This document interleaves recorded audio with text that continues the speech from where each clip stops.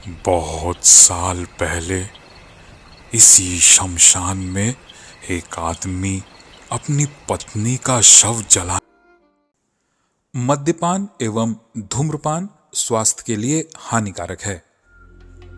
कहानी विद किशोर में आपका स्वागत है। आज आप सुनने जा रहे हैं विभूति भूषण बंदोपाध्याय की लिखी कहानी का हिंदी रूपांतर तारानाथ तांत्रिक की कहानी रत्नाका की। कहानी पाठ सूत्रधार में मैं किशोर। लीजिए, प्रस्तुत है रत्नाका की। कवि कालिदास कह गए हैं, आकाश में यदि मेघ छा जाए तो मन व्याकुल हो उठता है। मैं कवि नहीं हूं, लेकिन आकाश में मेघ छा जाने पर तारानाथ के पास बैठकर उनकी कहानी सुनने के लिए मेरा मन व्याकुल हो जाता है, ये स्वीकार करना ही पड़ेगा। आज छुट्टी का दिन है। सुबह से ही लग रहा था शायद बारिश होगी। हल्की बदली छाई है, धूप उतनी तेज नहीं है। दोपहर के बाद ही घने बादल छा गए और अंधेरा सा हो गया। ऐसे समय में घर पर बैठे रहने का कोई मतलब नहीं है। अलमारी से एक शर्ट निकाल के पहनकर निकल पड़ा। सोचा था बारिश शुरू होने के पहले तारानाथ के घर नहीं पहुंच पाऊंगा, लेकिन मठ लेन के मोड़ पर आकर देखा बारिश शुरू नहीं हुई। गली की मोड़ के दुकान से तारानाथ के लिए एक पैकेट पासिंग शो खरीदा। तभी पीछे से किसी ने आवाज दी, वाह, देख रहा हूं तुम भी यहां पहुंचे। ओ किशोरी, तुम? जो भी बोलो भाई, उनकी कहानी सुनाने की अदा ही निराली है। एकदम से आदत सी हो गई है। क्या कहते हो? तुम तो तारानाथ की कहानियों पर भरोसा ही नहीं करते हो, फिर क्यों आते हो सुनने? कौन कहता है भरोसा नहीं करता? कहानी के बीच में टोकते हो, अजीब अजीब से सवाल करते हो। अरे बाबा, वो सब तो तारानाथ को थोड़ा जोश दिलाने के लिए। उसके बाद कैसी अनोखी कहानी निकलती है बोलो। ए, चलो चलो, और देर मत करो, वो देखो बारिश शुरू होने वाली है। बारिश शुरू हो गई। सारे दिन की उमस गई और ठंडी हवा बहने लगी। तारानाथ के बैठक खाने में पहुंच के हमने देखा वो हमारी तरफ पीठ करके खिड़की से बाहर बारिश को देख रहे थे।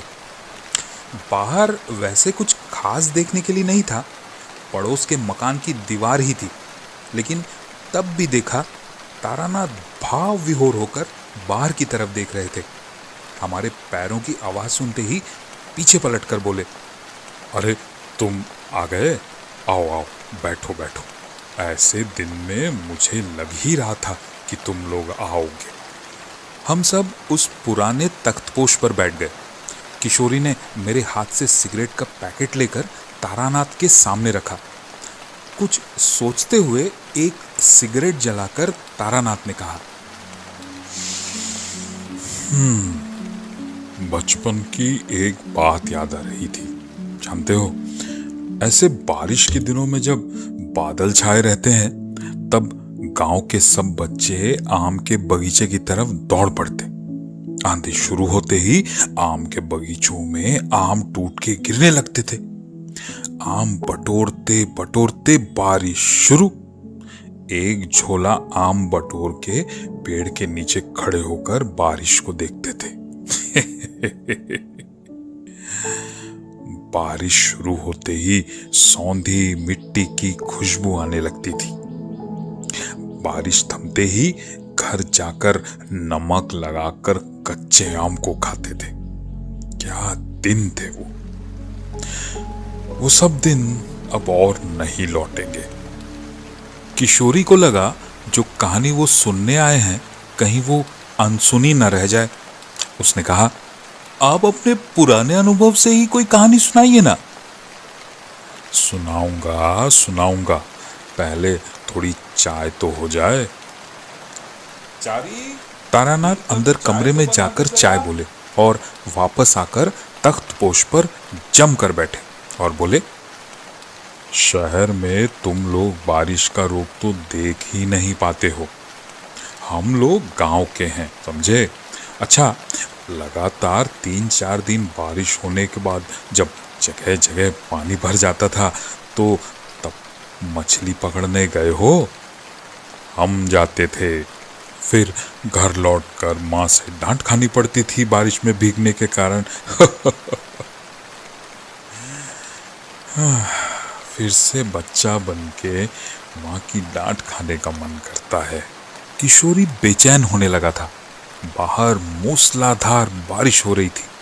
ऐसे समय में क्या दार्शनिक बातें अच्छी लगती हैं? उसी समय अंदर के कमरे से चाय लेकर चारी बाहर आई। चाय की चुस्की लेते हुए तारानाथ ने कहा, तुम लोगों को कहानी सुननी है ना? अच्छा, आज तुमको एक अद्भुत घटना सुनाता हूँ। ये हमारे ही परिवार की एक लड़की के जीवन की कहानी है। ये घटना एक दिन की नहीं है, बहुत दिनों तक कई बार घटी है। अच्छा, पान खाओगे? उफ, नहीं नहीं, कहानी। अच्छा, सुनो फिर। एक पासिंग शो सुलगाकर तारानाथ ने कहानी शुरू की। तुम लोग तो जानते ही हो, मेरा परिवार बहुत बड़ा था। सिर्फ एक वक्त में 50 लोगों के लिए खाना बनता था। बड़े पिताजी और चाचा तो थे ही। पिताजी के एक दूर के रिश्ते के भाई भी हमारे साथ ही रहते थे। हम सभी भाई बहन उनको रत्ना काका कहकर बुलाते थे। रत्ना काका ज्यादा पढ़े लिखे नहीं थे, शायद क्लास 3 या 4 तक। बहुत मेहनती थे। हम सुबह से देखते, कभी हाथ में कुदाल लिए घर के पीछे मिट्टी खोदकर सब्जियों के बीज बोते, तो कभी हाथ में कुल्हाड़ी लेकर चूल्हे में जलाने के लिए लकड़ी काटने लगते। उनके लिए काम करने का कोई समय नहीं था। जब जो काम देखा करने लगते। सभी रत्ना काका को उनके व्यवहार के कारण बहुत चाहते थे। मैं जब छोटा था तभी रत्ना काका की शादी हुई। उन दिनों में शादी के लिए लड़के को नौकरी पेशा या व्यापारी होना जरूरी नहीं होता था। खाते पीते घर का होने से ही चल जाता था। इसके अलावा पिताजी और चाचा ने शायद कुछ बीघा जमीन रत्ना काका के नाम कर दी थी। उसके फसल से ही आराम से उनका कट जाता था। रत्ना काकी ने शादी के बाद कुछ दिनों में ही घर के सभी लोगों का दिल जीत लिया था। कोई अहंकार नहीं था। सभी के काम आगे आकर कर देती थी। हर समय हंसमुख चेहरा। ऊंची आवाज में बात करना नहीं आता था। ऐसे इंसान को कौन पसंद नहीं करेगा। बंगाल और बिहार के बॉर्डर में एक कोने में गांव था छोटा रामपुर, जो उनका मायका था। इतनी दूर एकांत जगह में पली बड़ी थी, शायद इसीलिए गांव देहात की संकीर्ण मानसिकता उनमें नहीं थी। वो सबसे ज्यादा पसंद करती थी मेरे छोटे काका की बेटी ब्रजबाला को। ब्रज तब बहुत छोटी थी, 5-6 साल की रही होगी। वो भी काकी को बहुत पसंद करती थी। काकी के पास ही रहती, उन्हीं के पास खाना खाती और दोपहर को उनके पास ही रहकर कहानियां सुनती और सोती थी। सारा दिन काकी का आंचल पकड़कर उनके पीछे पीछे घूमती। काकी कहती थी, ब्रज पिछले जन्म में मेरी ही बेटी थी। इसके 2-3 साल बाद ब्रज की इर्द गिर्द कुछ अद्भुत घटना घटनी शुरू हुई। ब्रज के पास कुछ शक्तियां हैं, ऐसी धारणा किसी के मन में कभी नहीं आई। लेकिन जब वो 8 या 9 साल की हुई, तब जो हुआ, हम सभी के मन में एक खटका लगा। एक बार होता तो किसी का ध्यान नहीं जाता, लेकिन जब वो बार बार होने लगे, तब उसे अनदेखा करना या उसे सिर्फ संयोग कह देना उचित नहीं होगा। एक दिन छोटी काकी पूजा के कमरे में बैठकर पूजा कर रही थी और ब्रज उनके पास में ही बैठी थी। काकी के आरती करने के पहले ब्रज ने कहा, माँ, मुझे ताल के बड़े खाने के बहुत इच्छा हो रही है। शाम को बना दोगी ना? बोलो ना।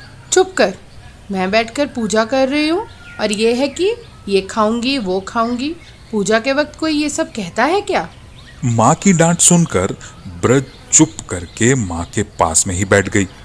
पूजा हो जाने के बाद जब छोटी काकी प्रणाम करके उठने लगी तब ब्रज ने फिर से कहा, माँ, मुझे शाम को ताल के बड़े बना के दोगी ना?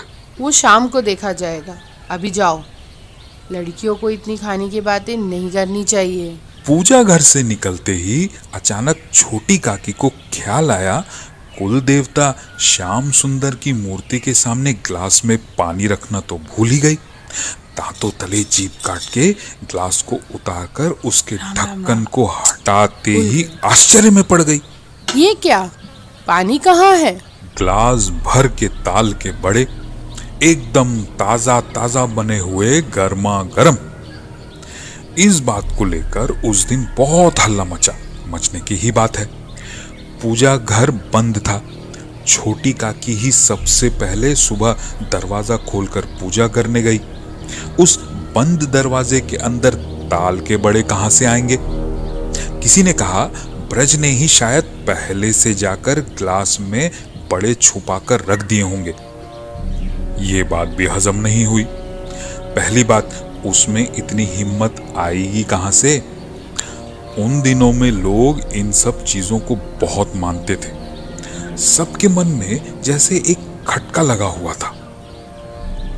इसके 1 महीने बाद एक और कांड हुआ। उस दिन सुबह ब्रज अचानक जिद करने लगी।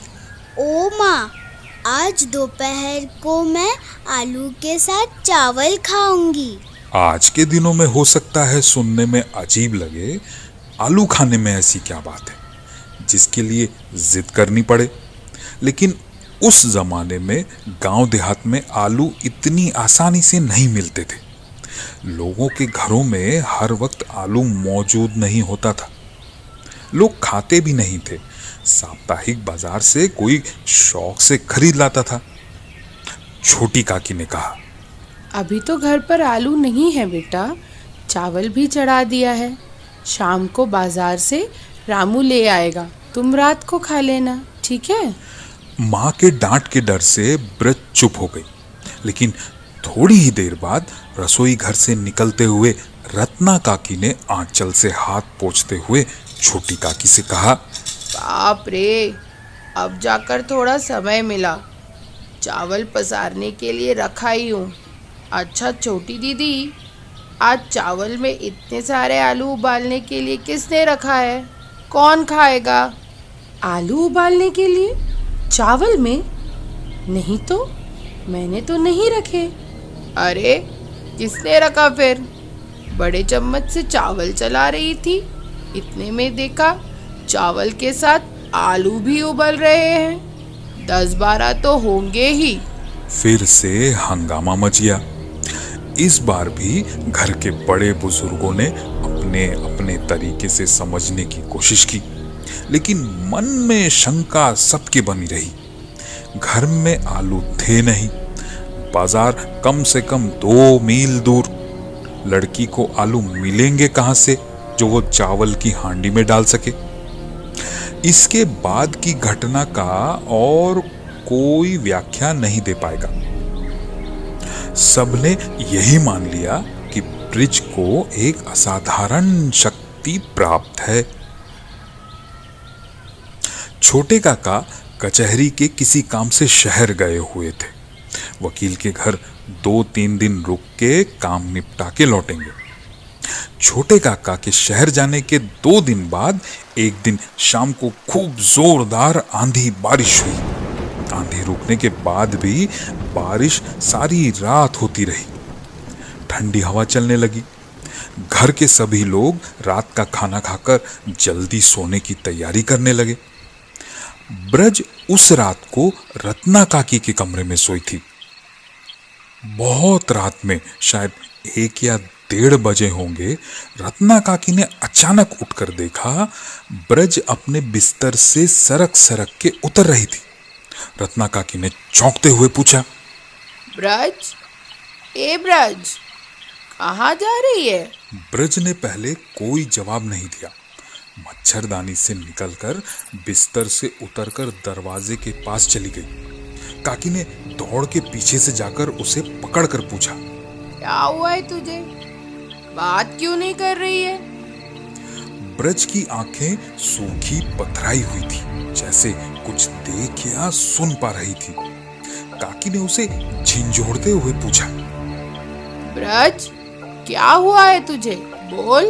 ब्रज पथराई आंखों से काकी को देखते हुए बोली, दरवाजा खोल दो, पिताजी आए हैं। ब्रज का ये रूप देखकर डर के मारे रत्ना काकी ने चिल्लाकर सबको बुला लिया।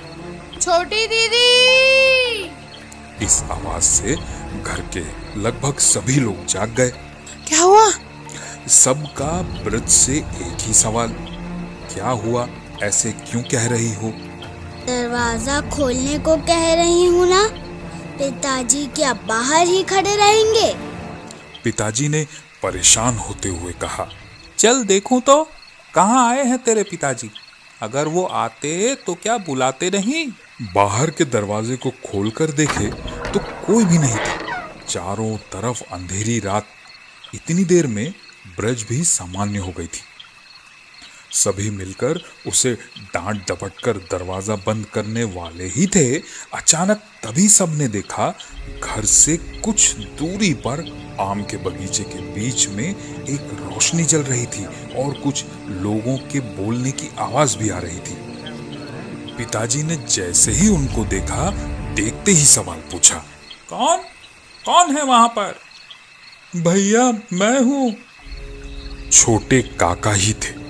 शहर से लौटते वक्त बीच रास्ते में आंधी तूफान होने के कारण पलाशपुर के मुखिया के मकान में आश्रम लिए थे।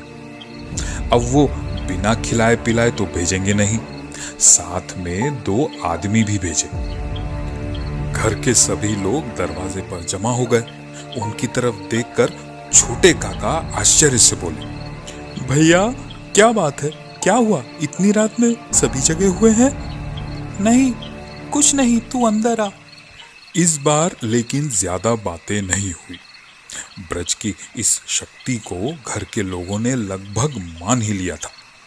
उसके बाद कुछ महीनों तक कुछ भी नहीं हुआ। अचानक एक दिन पिताजी घर से निकलने वाले थे, मेरे बड़े पिताजी की बेटी की शादी की खरीदारी के लिए। पिताजी को ब्रज ने कहा, बड़े पिताजी, आज आप कहीं भी नहीं जाएंगे। क्यों रे? क्यों नहीं जाऊंगा? नहीं, आप नहीं जाएंगे। अरे पिताजी उसके बावजूद भी निकलने वाले थे। माँ ने रोकते हुए कहा, रहने दो, आज के दिन मत जाओ।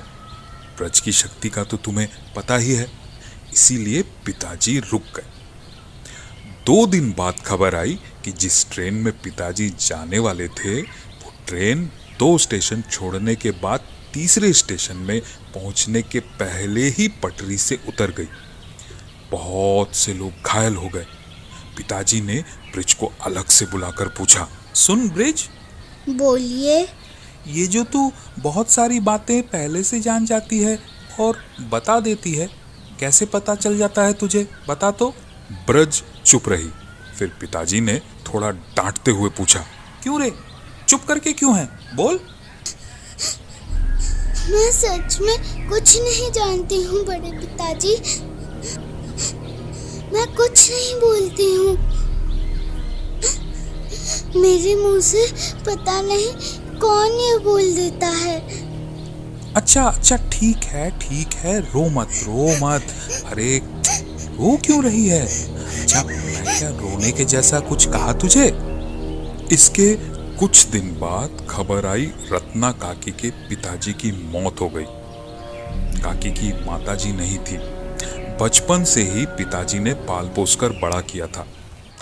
जो इंसान ये खबर देने आया था, उसने बताया, मरने के पहले काकी के पिता ने विल बनाकर पूरी संपत्ति भाई बहनों के बीच में बांट दी है।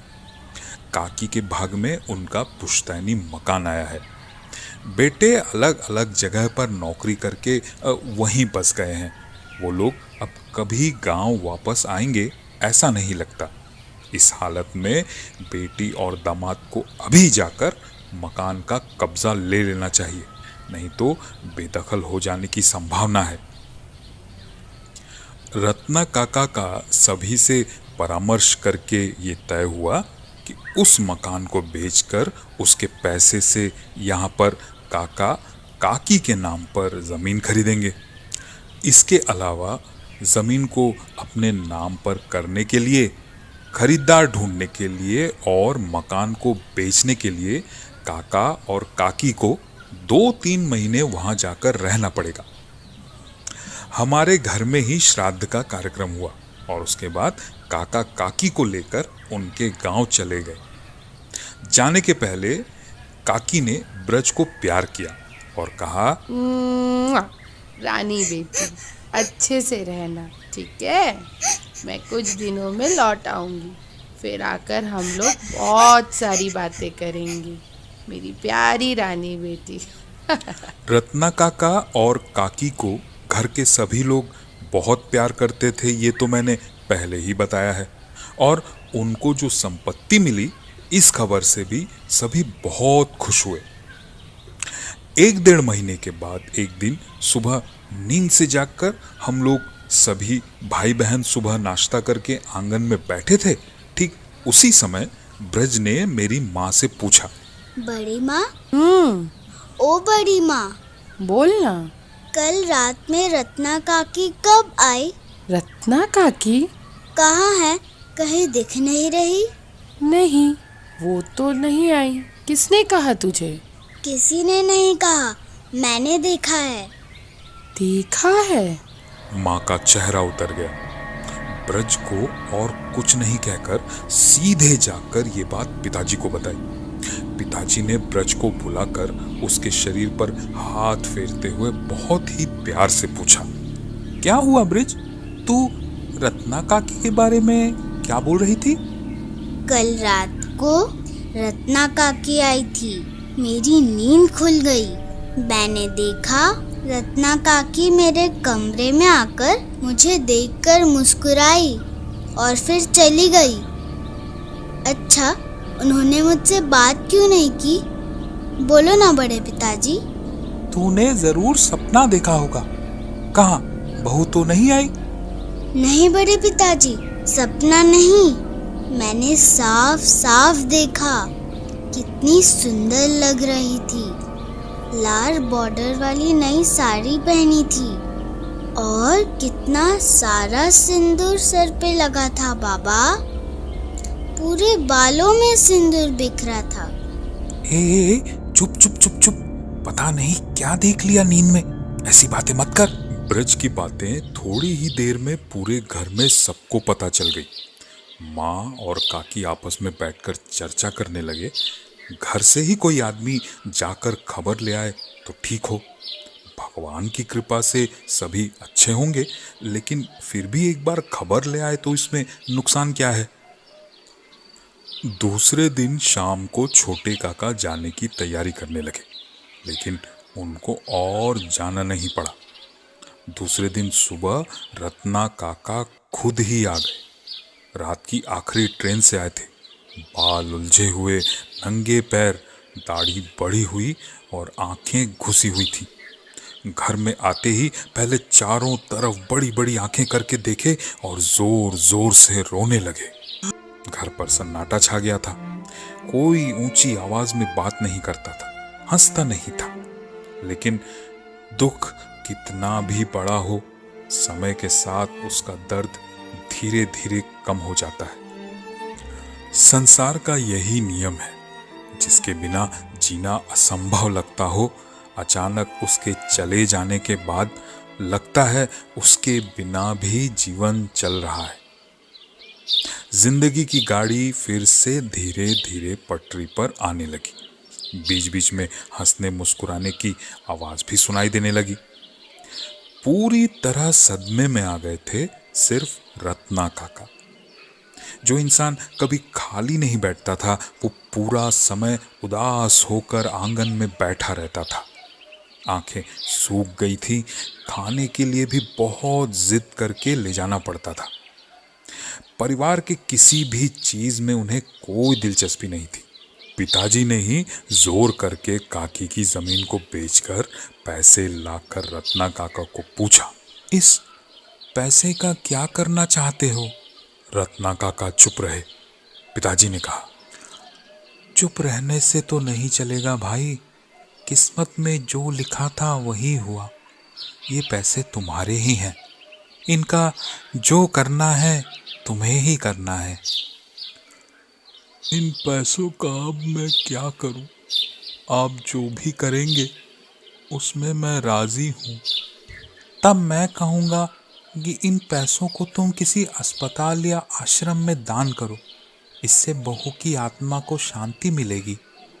ठीक है, ऐसा ही कीजिए। सब हो जाने के बाद एक दिन पता चला रत्ना काका के कमरे का दरवाजा खुला हुआ था। वो नहीं थे। ऐसा कुछ होगा इसका सभी को अंदाजा था। कुछ दिन तक उनको ढूंढा गया। पिताजी ने शायद समाचार पत्र में विज्ञापन भी दिया था, लेकिन रत्ना काका और फिर कभी भी लौटकर नहीं आए। 1 साल बीत गया। रत्ना काका और काकी, इन दोनों की यादें परिवार के लोगों के मन में बस गई थी। दोपहर को खाने के बाद घर की महिलाओं की चर्चा में हमेशा इस बात का जिक्र होता था। घर के आंगन के पश्चिम की तरफ रत्ना काका के कमरे को अब कोई इस्तेमाल नहीं करता, बंद ही रहता है। घर के आंगन के ठीक बीचों बीच एक तुलसी चौरा था। वहां रोज शाम को कभी माँ कभी छोटी काकी दिया जलाकर रखाते थे। एक दिन बातों ही बातों में किसी को दिया जलाने की बात याद नहीं रही। अंधेरा हो जाने पर छोटी काकी ने कहा, अरे तुलसी के पास तो दिया रखना ही भूल गई। इधर मेरे हाथ भी खाली नहीं। ब्रज बेटा, जा तो तुलसी के नीचे दिया जला के रख दे।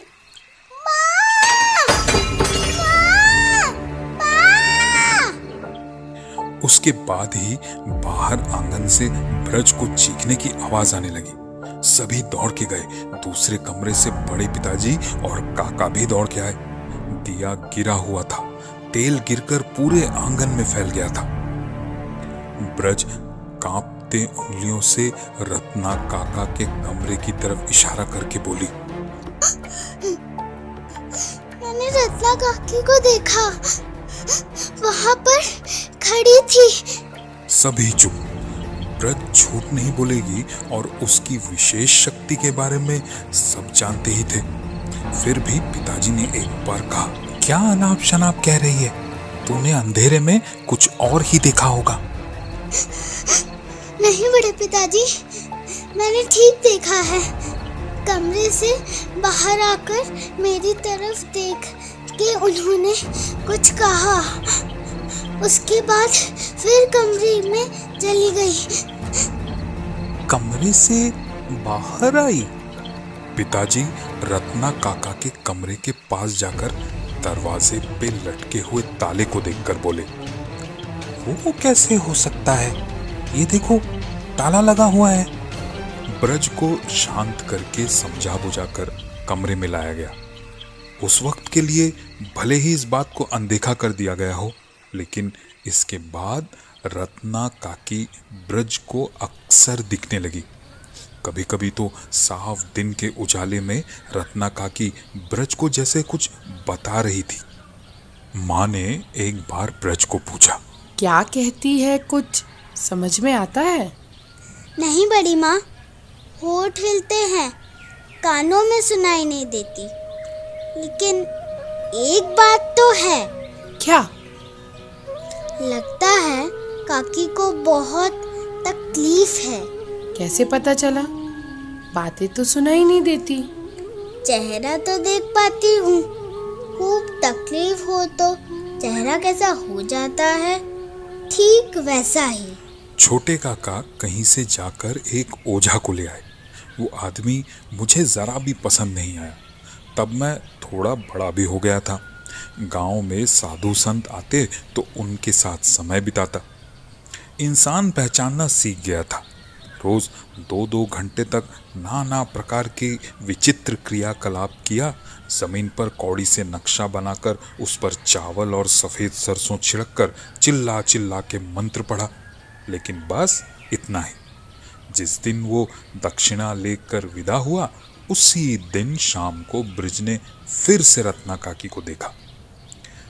मकान के एक तरफ रसोई घर था, वहां माँ काम कर रही थी।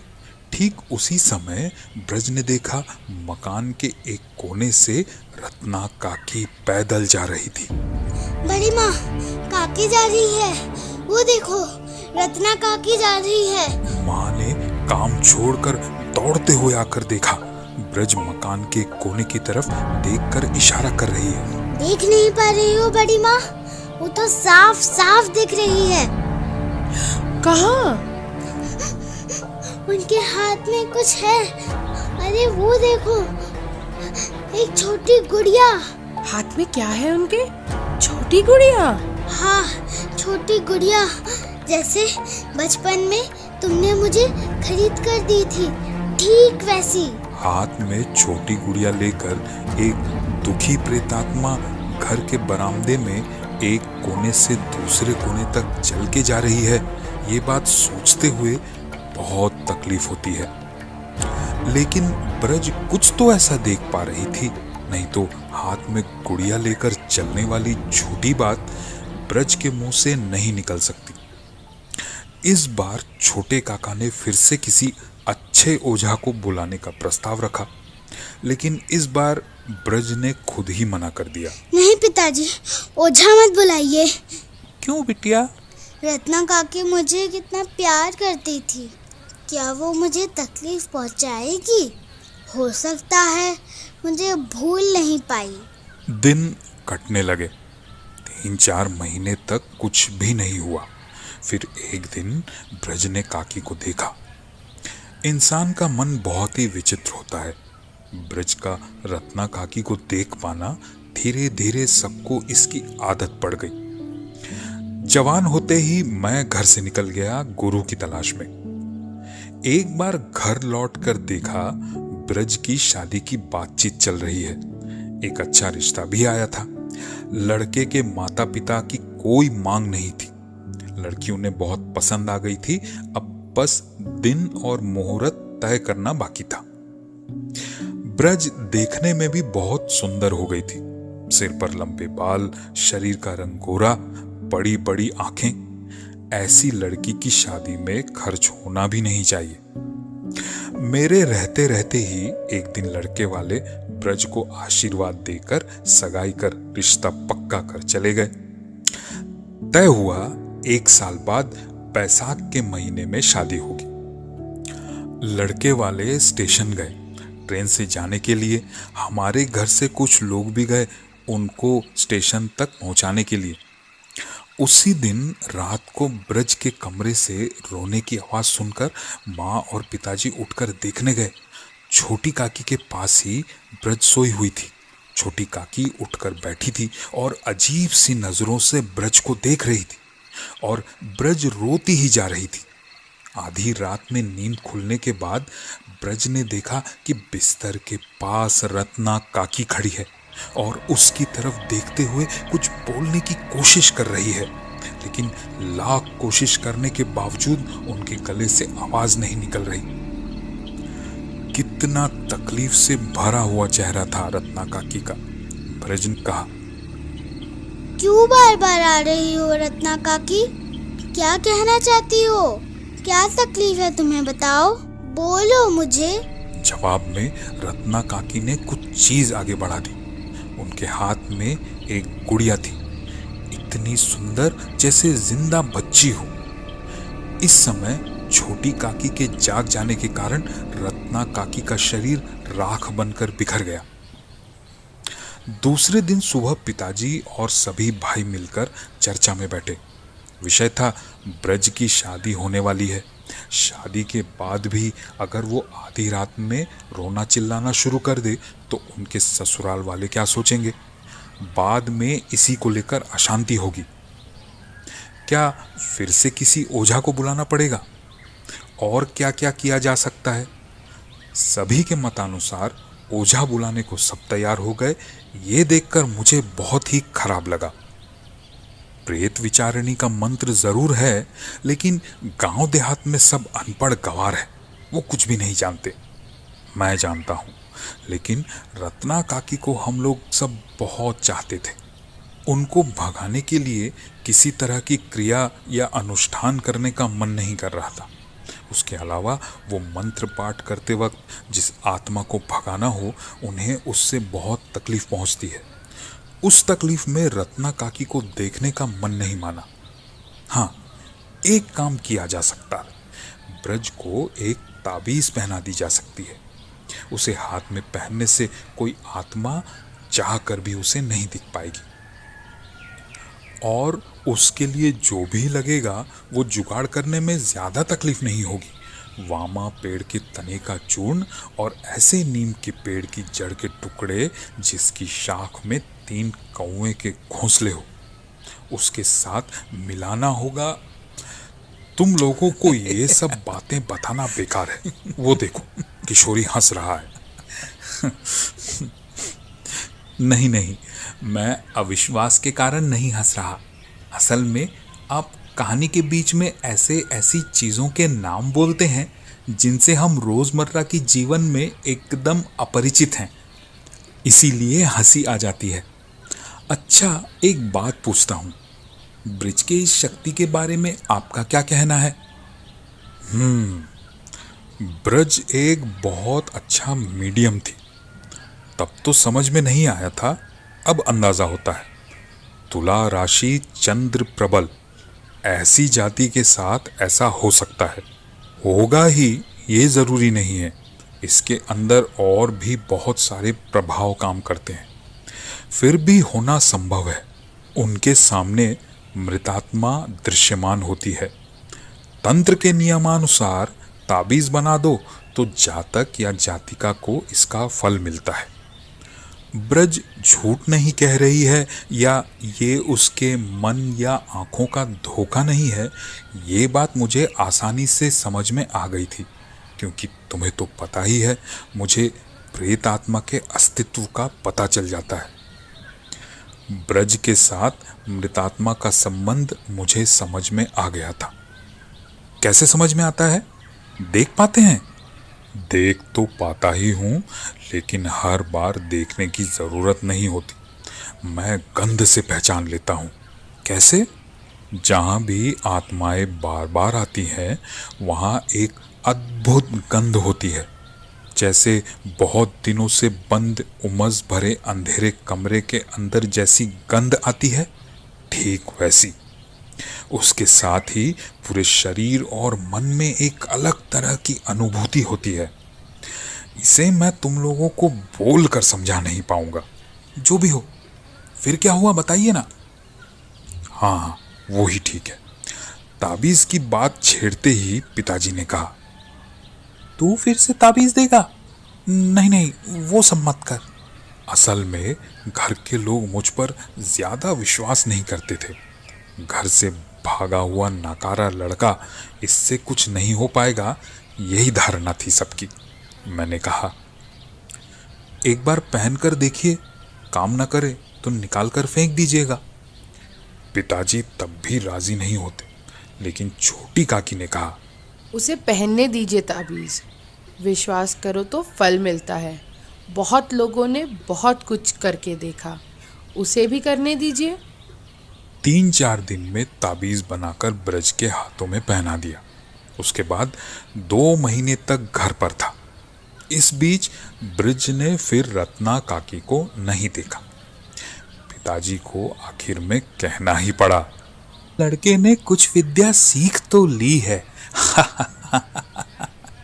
है ना? ग्रामांचल में ये सब बातें बहुत जल्दी फैल जाती हैं। मेरे दिए हुए ताबीज की बात पूरे गांव में फैल गई। पिताजी ने एक बार आकर कहा, सुन, 2 लोग तुझे ढूंढ रहे हैं, बाहर बिठा कर आया हूं, जाकर मिल ले। मैंने देखा पिताजी मेरी तरफ प्रशंसा की दृष्टि से देख रहे हैं। बाहर जाकर देखा दो ग्रामीण शर्माए घबराए बैठे हुए हैं, पहनावे में एक मैली धोती और सफेद कुर्ता। मैंने पूछा, जी कहिए। जी हम पास के गांव से आए हैं। क्या चाहिए? जी आप बहुत गुणी इंसान है, हमारे वहाँ आपका बहुत नाम हुआ है, आप इच्छा करें तो सब कर सकते हैं। हे भगवान, क्या मुश्किल है, आपको क्या चाहिए ये बोलिए ना। असल में बहुत दिन से एक मामला चल रहा है। उनकी ज़रूरत बहुत ही मामूली थी। पुश्तैनी ज़मीन को लेकर उनके और उनके भाइयों के बीच में एक विवाद चल रहा है, और उसको हल करने के लिए मैं उन्हें एक ताबीज़ बना दूं जिससे उनके विवाद का हल हो जाए। और इसके लिए वो लोग मुझे 200 रुपये प्रणामी देने को भी राज़ी थे। उन्हें डांट के ज़रूर भगा दिया, लेकिन समझ में आ गया कि अब तो लोग दलों में आएंगे। कितने लोगों को भगाऊंगा, इसीलिए दूसरे ही दिन रात को अपना पोटला लेकर घर से निकल गया। लेकिन इस तरह की ताबीज़ तो आप देते हैं, फिर उनको क्यों भगा दिए? वो तो मैं बहुत बाद में देना शुरू किया। उस वक्त तो मैं जवान था, मन में बहुत सारी आशाएं थी, बड़ा साधक बनूंगा। कोर्ट कचहरी के काम, गाय बकरी ढूंढ के देना, इन सब कामों के बारे में तो उस वक्त मैं सोचता भी नहीं था। फिर शादी हुई, संतान हुए, उसके बाद परिवार चलाने के लिए देव देवी के काम हो या वशीकरण हो, सब कुछ करने लगा। बस तभी से मेरे पतन की शुरुआत हो गई। खैर, जो भी हो, 9-10 महीने इधर उधर घूमने के बाद ब्रज की शादी के कुछ दिन पहले मैं घर लौट आया। मुझे देखकर और किसी का तो पता नहीं, लेकिन माँ बहुत खुश हुई। तुझे ब्रिज की शादी की बात याद थी? ये जानकर मुझे बहुत अच्छा लगा। तू घर आ गया, मैं बहुत खुश हूँ रे। रात का खाना खाते वक्त पिताजी ने कहा, तूने ब्रज को जो ताबीज़ दी थी उसने बहुत अच्छा काम किया। उसके बाद ब्रज को अब और डर नहीं लगता। कुछ देर शांत रहने के बाद पिताजी ने फिर से कहा, ये जो विद्या तूने सीखी है, इसे घर पर रहकर इस्तेमाल भी तो कर सकता है। पैसे के लिए ना सही, लोगों का उपकार तो होगा। अच्छा, तेरा घर में मन क्यों नहीं लगता? मैं चुप रहा। मैंने जो राह चुनी है, अब घर में मन कभी भी नहीं लगेगा। लेकिन पिताजी को ये बात बताकर लाभ नहीं है। ब्रज की शादी बिना किसी रुकावट के अच्छे से हो गई। बारातियों को खिला पिलाकर एक बड़े हॉल वाले घर में व्यवस्था करके सुला दिया गया। शादी गोधूली बेला में हुई थी, इसलिए रात 11 बजे तक सारे काम निपट गए थे। दूल्हा दुल्हन के कमरे में लड़कियां रात जागने का आयोजन कर रही थी। देर रात 2 बजे तक उनके कमरे से हंसी की आवाज आ रही थी। उसके बाद धीरे धीरे सब शांत हो गया। जवान बच्चे रात को कितना ही जाग पाएंगे, दिन भर की थकान भी थी। मुझे भी कब नींद आ गई पता नहीं चला। नींद खुली आधी रात में जब पिताजी ने बुलाया। आंखें खुली तो देखा पिताजी मुझे धक्का देकर उठा रहे थे। हे, उठ उठ उठ। क्या हुआ? ब्रिज फिर से वैसा ही कर रही है। क्या बोल रहे हो? ऐसा तो नहीं होना चाहिए। क्या पता, तेरे ताबीज देने के बाद तो फिर कभी ऐसा नहीं हुआ। दूल्हा दुल्हन के कमरे में सभी दोस्त देर रात तक हंसी मजाक कर रहे थे, फिर शायद सो गए। कुछ देर पहले ही ब्रज अचानक चिल्लाने लगी। जमाई राजा भी डर गए हैं। तू एक बार चल के देख।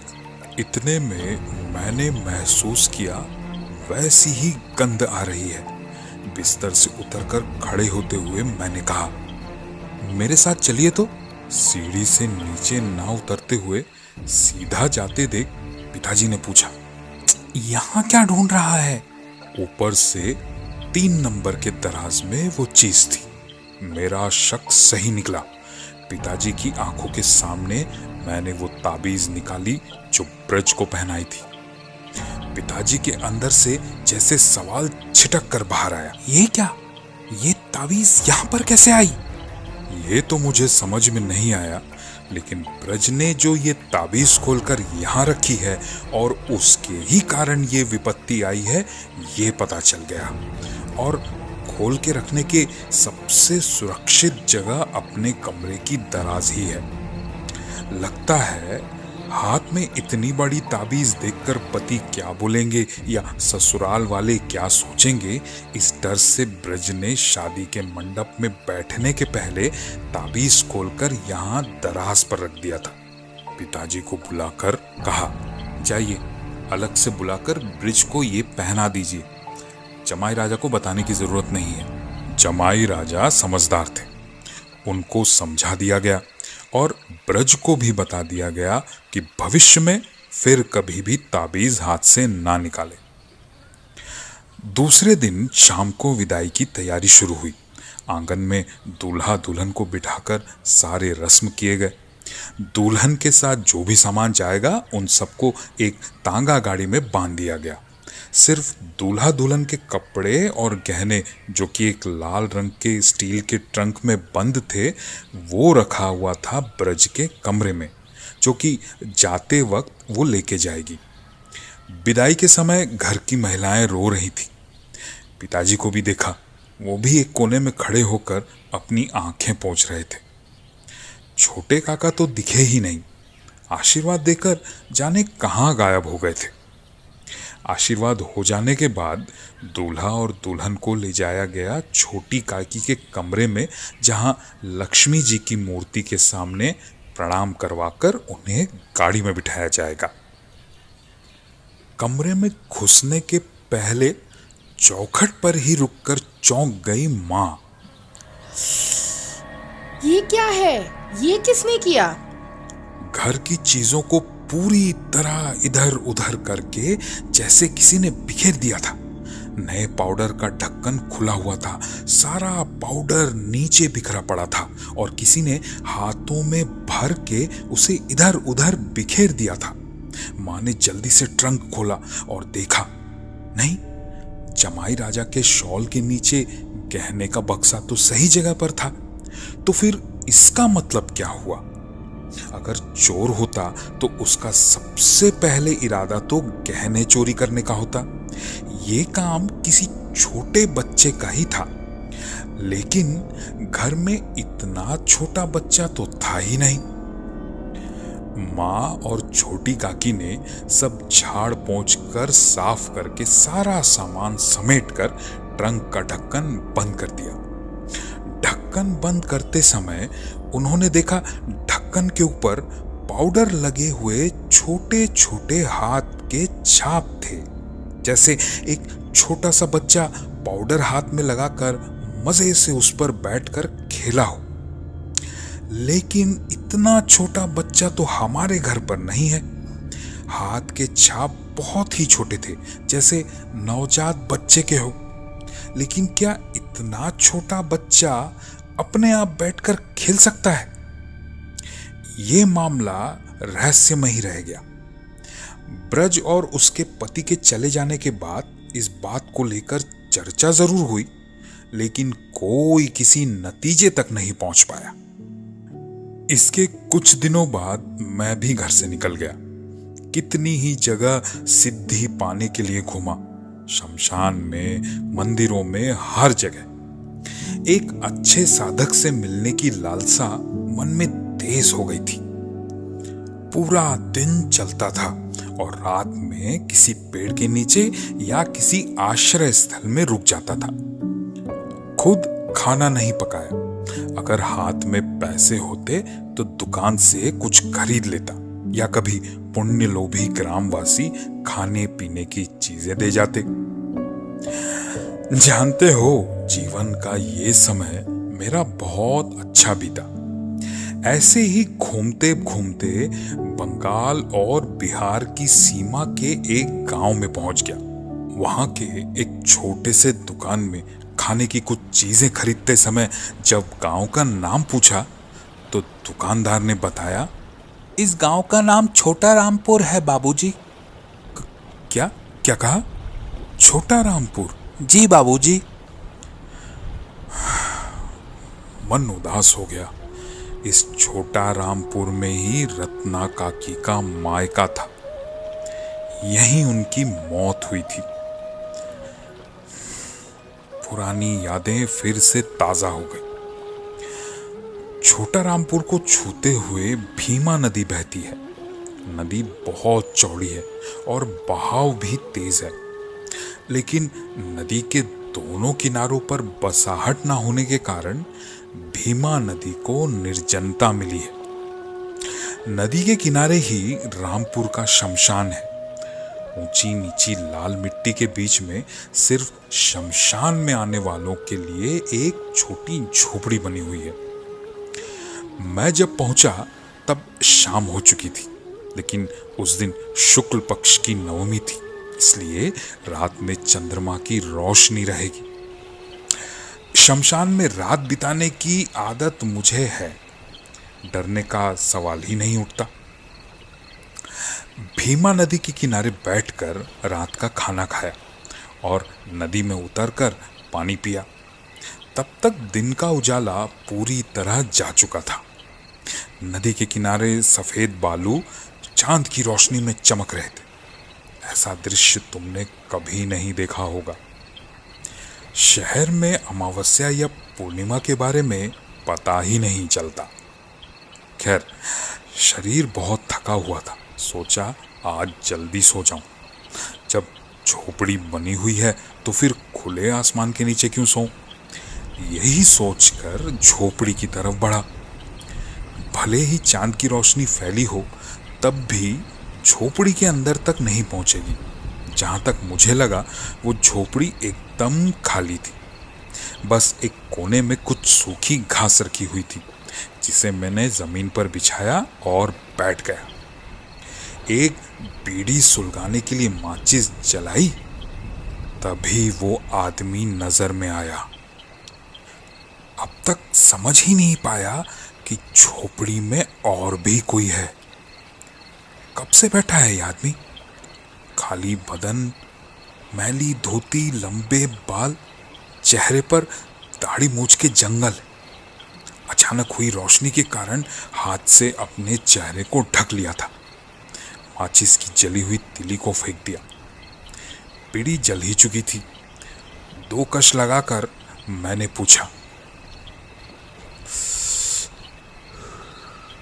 तुम कौन हो?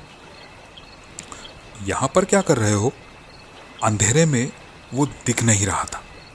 वो जिस तरफ बैठा था उसी तरफ अंदाजे से देखकर पूछा। पहले तो चुप था, फिर जाने कैसे रूखे गले से आवाज आई, इसी शमशान में रहता हूं। शव को जलाकर अपनी आजीविका कमाने वाले ऐसे बहुत से लोग शमशान में रहते हैं। मैंने अंदाजा लगाया ये उनमें से ही कोई होगा। मैंने पूछा, रहते हो मतलब शव जलाते हो? नहीं। तो फिर? सिर्फ रहता हूं और शमशान में घूमता फिरता हूं। अपने अनुभव से जानता हूं, इस तरह के लोग बातें कम ही करते हैं और अपने संबंध में कुछ बोलना भी पसंद नहीं करते। इसीलिए मैंने विषय बदलकर पूछा, बीड़ी पियोगे? नहीं। अच्छी बात है।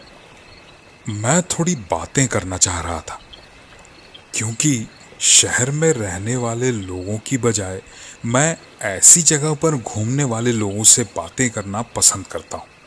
लेकिन ये तो बात ही नहीं करना चाहता। और इस इंसान के गले की आवाज़ ऐसी रूखी क्यों है? कैसे ठंड लगी है? थोड़ा चुप रहकर सोचा किस विषय पर इससे बात की जाए।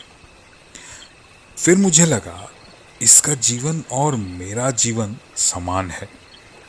घर के कोने में अंधेरी की तरफ देखकर पूछा, तुम यहाँ कितने दिन से हो? बहुत दिन से।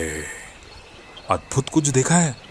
ऐसी घटना जो तुम्हारे मन में रह गई हो। इस बार उसके गले से आवाज निकली। उसने कहा, क्यों नहीं देखा है? ऐसी एक घटना देखी है जो कभी भी भूल नहीं पाऊंगा। कैसी घटना? कुछ देर तक फिर शांत। उसके बाद अंधेरे के बीच से फिर से उस इंसान की आवाज बहती हुई आई। बहुत साल पहले इसी शमशान में एक आदमी चल जाए और काम निपट जाए। उसकी पत्नी का जन्म यही हुआ था और यहीं पर उसकी मौत हुई। बहुत ही दुख की बात है। इंसान तो मरते ही हैं। खासकर ये घटना ही तुम्हें क्यों याद है? फिर थोड़ी देर की चुप्पी। उसकी सांसों की आवाज भी नहीं आ रही थी। इंसान ऐसे चुप करके कैसे बैठा रह सकता है? उसने कहा, याद रखने का कारण है। उसकी पत्नी के पेट में बच्चा था। क्या कह रहे हो तुम? क्या इस बात को कोई नहीं जानता था? नहीं जानता था। उसकी पत्नी ने सोचा था और कुछ दिन बाद पति को बताएगी, लेकिन उसे और समय नहीं मिला। लेकिन चिता को बांस से हिलाते डुलाते समय उस टोम को पता चल गया था। उसने बताया था उस आदमी को कि पेट में अगर संतान रहे तो उसका अलग से दाह संस्कार करना चाहिए। जानते हो, नहीं तो दोनों में से किसी को शांति नहीं मिलती। उसकी पत्नी को बहुत शौक था एक संतान का। शौक भी पूरा नहीं हुआ और मुक्ति भी नहीं हो पाई।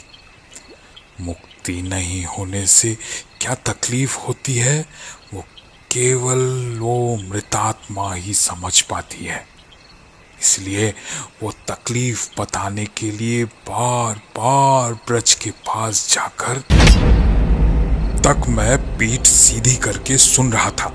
ये सुनते ही कूदकर चिल्लाते हुए पूछा, क्या तुम ब्रज का नाम कैसे जानते हो? कौन हो तुम? कोई उत्तर नहीं। झोपड़ी में शांति। माचिस जलाया लेकिन कोई नहीं था। दरवाजे के बाहर नदी के किनारे चांद की रोशनी फैली हुई थी। जो इंसान झोपड़ी में था वो अगर दरवाजे से निकलता तो मैं जरूर देख पाता। दौड़कर बाहर जाकर चारों तरफ देखा। दूर दूर तक कहीं कोई भी नहीं। वो आदमी गया कहां? ठीक उसी समय हवा में वही पुरानी पहचानी हुई गंध नाक में आ गई और उस अपरिचित इंसान का परिचय देती गई। सोच के देखा, सभी घटनाएं एक सूत्र में ही बंधी हुई है। रत्ना काकी की आत्मा का बार बार आना, लाल ट्रंक के ऊपर छोटे छोटे हाथ की छाप, काकी के हाथ में छोटी गुड़िया का देखा जाना, सभी घटनाएं एक सूत्र में ही बंधी हुई थी। ब्रज अच्छी मीडियम थी, उनको देख पाती थी, लेकिन किसी कारण से उनकी बात नहीं सुन पाती थी। अगर सुन पाती तो बहुत पहले ही उनकी तकलीफ दूर हो जाती। रात धीरे धीरे गहरी होती गई। भीमा नदी के किनारे मैं अकेले बैठा रहा। दूसरे दिन वहां से निकलकर सीधा गया जाकर रत्ना काकी और उसके अजन्मे बच्चे की मुक्ति कामना करते हुए पिंडदान दिया। पंडित जी जब तैयारी कर रहे थे तभी अचानक मेरे मन में एक बात याद आ गई। मैंने पूछा, इनके साथ क्या और भी किसी का पिंडदान किया जा सकता है? एक साथ कर पाएंगे? हाँ हाँ, क्यों नहीं होगा, क्यों नहीं होगा। बस कुछ दाम दे दीजिएगा। तो किनके नाम से करना है? गोत्र क्या है? पुरोहित को रत्ना काका का नाम बता दिया। कहानी विद किशोर में आप सुन रहे थे तारानाथ तांत्रिक की कहानी रत्नाका की। रचना तारादास बंदोपाध्याय, हिंदी रूपांतरण किशोर। कहानी आपको कैसी लगी हमें कमेंट सेक्शन में जरूर बताइएगा। तो मिलते हैं अगली कहानी में। तब तक कहानी विद किशोर की ओर से नमस्कार।